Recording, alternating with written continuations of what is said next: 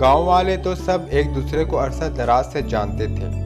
इन्हें पता था कि गांव का कोई भी बच्चा या बड़ा चोरी नहीं कर सकता था। तो फिर ये किसका काम था?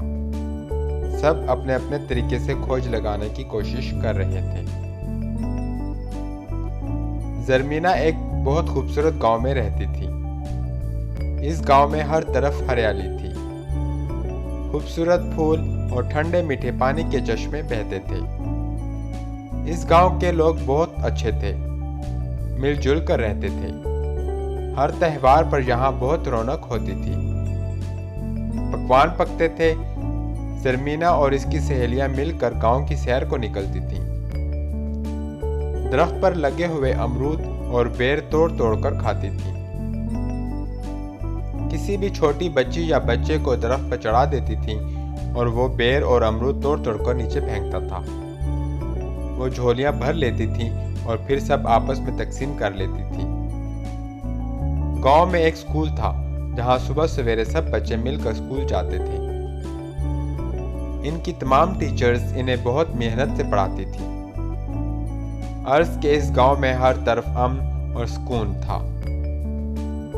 चांदनी रातों में लड़कियां अपनी माओं के साथ गांव की सैर को जाती और चौपाल में बड़े बूढ़े यानी बुजुर्ग पुराने जमाने के किस्से और कहानियां सुनाते थे, जिसे लड़के बाले बड़े शौक से सुनते थे। लेकिन कुछ अरसा से गांव में एक परेशानी की लहर दौड़ रही थी। गांव में चोरियां होने लगी थी। ज्यादा परेशानी इस बात की थी कि गांव में कोई भी अजनबी शख्स नहीं आया था कि जिस पर शक किया जा सकता हो। गांव वाले तो सब एक दूसरों को अरसा दराज से जानते थे।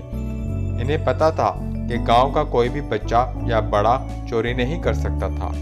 तो फिर ये किसका काम था? सब अपने अपने तरीके से खोज लगाने की कोशिश कर रहे थे, लेकिन नाकाम हो रहे थे। चाचा राजू की कीमती कपड़े की पगड़ी, जो सिर्फ शादियों पर या फिर किसी खास त्योहार पर पहनते थे। जरमीना की अम्मी के चांदी के झुमके, ताज़ा गुल का 5000 का नया नोट और गुल लाला का सोने का हार। आखिर इतनी चीजें कौन ले गया? सब परेशान थे। चोरियां दिन ब दिन बढ़ती जा रही थी। एक दिन शाम को जरमीना और इसकी दो सहेलियां परी गुल और मरियम चश्मे के किनारे इसके ठंडे पानी में पांव डाले बैठी थी, बातें कर रही थी कि अचानक छन छन की आवाज आई। तीनों लड़कियों ने पीछे मुड़कर देखा तो कोई नहीं था। वो खौफजदा हो गई। अम्मी ने कहा था कि अंधेरा होने से पहले ही वापस आ जाया करो। मरियम बोली। हाँ, आज तो बातों में पता ही नहीं चला कि अब हल्का सा अंधेरा हो गया है, परीगुल ने कहा। चलो वापस चलें, जरमीना बोली।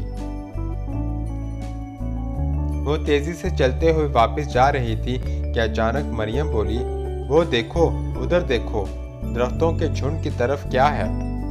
वो चाचा राजू बैठे हैं। तीनों ने उधर देखा। इन्हें चाचा राजू की खूबसूरत पगड़ी साफ नजर आ रही थी। वो हैरत से उधर देखे जा रही थी कि इन्हें फिर छन छन की आवाज आई। ये आवाज बहुत करीब से आई थी। इससे पहले कि वो डर कर भागती, छन छन की आवाज इनके बिल्कुल सामने आ गई। यानी एक बंदरिया जरमीना के अम्मी के चांदी के झुमके और गले में सोने का हार पहने खड़ी इन्हें शरारत अमेज नजरों से देख रही थी।